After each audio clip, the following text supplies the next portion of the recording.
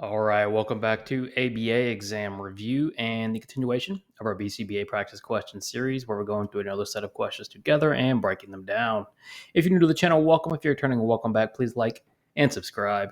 Check out behavioranalyst.study.com for all of our study materials, including our combo pack. When you pass your exam, let us know so we can include you in the Sunday shout out.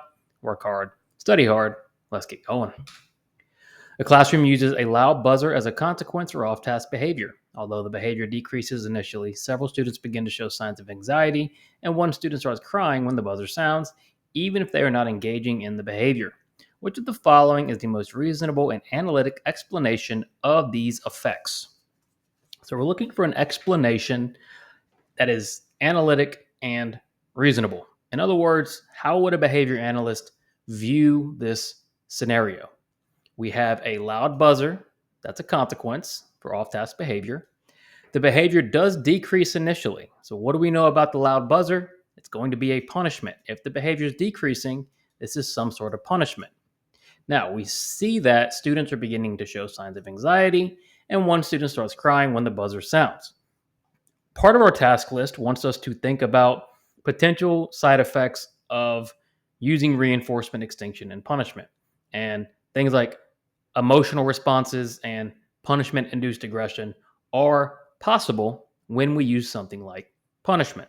So how would you describe the effects of the buzzer on the classroom? A, the buzzer sound has become a discriminative stimulus for punishment. Well, why is A wrong? A discriminative stimulus is an antecedent. The buzzer is a consequence. So it's not going to be the SD, it's a consequence. B, the buzzer is functioning as a conditioned negative reinforcer due to pairing. Why is it not a reinforcer? Well, the behavior is decreasing. It can't be a reinforcer. It has to be punishment or extinction. C, the buzzer is producing respondent conditioning and private events. So this is worded a little strangely, but the crying could be considered respondent, and the private events of anxiety could also be caused by the buzzer. So C is better than A and B so far. D, the students have become more sensitive to the buzzer due to habituation. Habituation doesn't cause someone to become more sensitive. It reduces that reaction to the buzzer. So none of these choices are fantastic, but by far the best answer is going to be C. The buzzer is producing respondent conditioning and private events. Grant is evaluating the effectiveness of a new social skills curriculum for a group of adolescents. Grant uses a multiple probe design across participants. After implementing the curriculum with the first participant, Grant observes an increase in targeted social interactions for that participant, while the other participants' baseline levels remain stable. This pattern strengthens the most confidence in which of the following aspects? So we're looking at and evaluating an experimental design. And for the experimental designs, you're going to want to know a couple things. How to read them, how to identify functional relationships, how to identify effectiveness. And in this case, we're looking at some aspect of this multiple probe design. And a multiple probe design is just like a multiple baseline design, right? And so if we have a situation where after implementing the curriculum with the first participant, let's say it looks something like this. Now, it's obviously just a quick drawing, but let's say it looks like this, and that was our probe baseline. When they implemented the curriculum with the first participant, what happened? The behavior increased. The other participants, what happened? They remained the same. And that's what you want to see in multiple baseline. You want it to be consistent until that intervention is introduced. So what can Grant so far, or what part of Grant's analysis is strengthened based on this rough reading of the multiple probe design? A, external validity. External validity says it's generalizable. We don't know if it's generalizable yet, given the fact it's only been used in one particular condition. So A is not sure yet. B, procedural fidelity is strengthened. Well, we've only tested it here, and yes, there was a positive change, but without more information, we can't necessarily know procedural fidelity, meaning the intervention is being done correctly. Now, it could strengthen it slightly, given it was effective, but even more so, is the idea that a functional relationship may be possible. Why? Because the only condition in which the behavior changed in this multiple probe design is the condition where the intervention was introduced. And that's what you want to see in a multiple baseline or multiple probe. You only want the conditions with the intervention to be changing. You want these baselines stable. So this pattern strengthens the most confidence in C, a functional relation. Social validity is just the meaningfulness of the change, and we can't really tell that just from this graph. A behavior analyst is reviewing data on a client's compliance with instructions. The data show that the client's compliance significantly increases only when the instruction is delivered by a specific behavior technician and not by other technicians or parents. This indicates that the specific technician's presence has likely become a what? So we're looking at the presence of this technician. Notice our pattern, right? We're looking at this or what the question is asking and starting there. So we're looking at the presence of the technician. The analyst is reviewing client's compliance, and data show client's compliance increases only when the instruction is delivered by this technician. What do we call it when behavior increases in the presence of certain stimuli? Well, we call it stimulus control. That stimulus has control over the behavior. And in this case, this technician has control over this behavior. So this specific technician's presence has likely become a what? A conditioned reinforcer for compliance. Well, the technician is not necessarily the reinforcer, right? Because they're giving the instruction. They're an antecedent to the behavior. B, negative punisher for compliance. Again, they're not a consequence, and the behavior is increasing, so it can't be punishment either way. C, a condition motivating operation for attention. Well, one, there's no indication that attention is the function.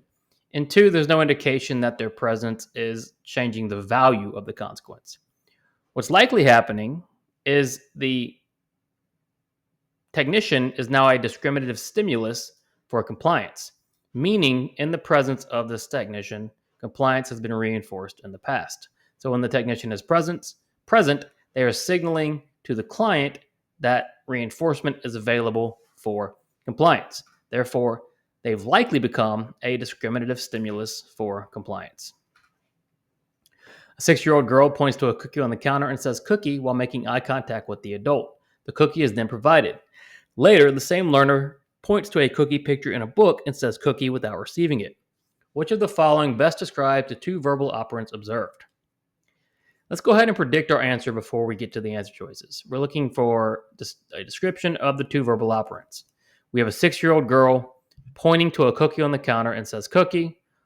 While making eye contact, the cookie is then provided. Given the fact that the girl points to the cookie on the counter and then the cookie is provided, it's likely a mand. Why? Because the girl wanted the cookie, they pointed at the cookie, and then they received what they asked for. And that is characteristic of a mand. Later, the same learner points to a cookie picture in a book and says cookie without receiving it. So now what is the learner doing? Well, they are labeling the cookie and not receiving it.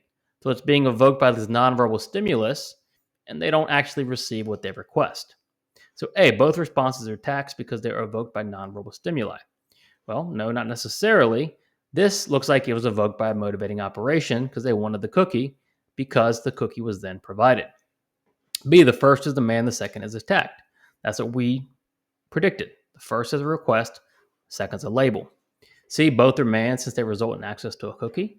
Well, we know that's not true. They don't receive it in the second example. D, the first is attacked because it identifies an item. The second is an interverbal. We definitely know that's not true. An interverbal is evoked by a verbal stimulus. Not the case here. Likely, the two verbal operants, the first is a mand, a request. The second is attacked, a label. During a DTT session, a client consistently screams when the technician presents a demand. The behavior analyst has hypothesized that screaming is maintained by escape from demands. The technician has been instructed to calmly represent the demand after each scream until the client complies. This specific procedure primarily involves the use of what? Pretty straightforward question, not too challenging. We're looking at the procedure where the client is screaming when presented with a demand. The analyst thinks it's maintained by escape. Technician has been told to represent demand after each scream. So if we're representing the demand after each scream, instead of us letting them escape, what are we doing? A, positive reinforcement for compliance. We're not talking about the consequence for the compliance behavior. We're talking about how to follow up the scream. B, extinction for screaming. Yes, we're now withholding reinforcement for screaming. They're no longer allowed to escape. The demand is represented. C, negative punishment for screaming. It's not negative punishment. Nothing's being taken away. D, differential reinforcement of other behavior. The DRO, we're looking at reinforcing a behavior for not happening. Again, we're not talking about when we're reinforcing. We're discussing what do we do when the scream occurs. And when the scream occurs, what we're going to do is put it on extinction. Don't allow escape. Represent the demand. Thanks for watching. Check out behavioranalyststudy.com for all of our study materials. When you pass, let us know so we can include you in the Sunday shout-out. Work hard, study hard,